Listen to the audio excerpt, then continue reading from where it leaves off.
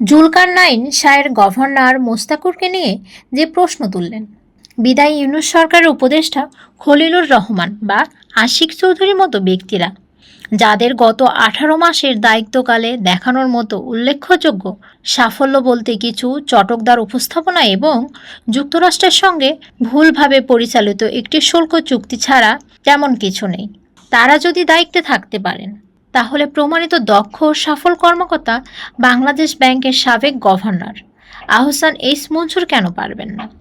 এমন প্রশ্ন তুলেছেন প্রখ্যাত সাংবাদিক জুলকারনাইন শাহের তার ফেসবুক পেজে। সদ্য বিজয়ী বাংলাদেশ ব্যাংক গভর্নর আহসান মনসুর সম্পর্কে বলতে গিয়ে জুলকার লিখেছেন, তিনি যে কার্যত বাংলাদেশের অর্থনীতিকে ধ্বংসের দ্বারপ্রান্ত থেকে ফিরিয়ে এনেছিলেন, তিনি যেভাবে অফিস ছাড়তে বাধ্য হলেন তা লজ্জাজনক এবং নিন্দনীয়। তিনি প্রশ্ন তুলেছেন, এটাই কি তারেক রহমানের নেতৃত্বাধীন বাংলাদেশ জাতীয়তাবাদী দল বিএনপি সরকারের সেই আচরণ যারা সত্যিকার অর্থে ফলাফল এনে দেয় তাদের প্রতি? নবনিযুক্ত গভর্নর মোস্তাকুর নাকি নিজের উত্তেজনা সামলাতে না পেরে লিঙ্কডইনে একটি বিব্রতিকর নতুন পদবি যোগ করেছেন।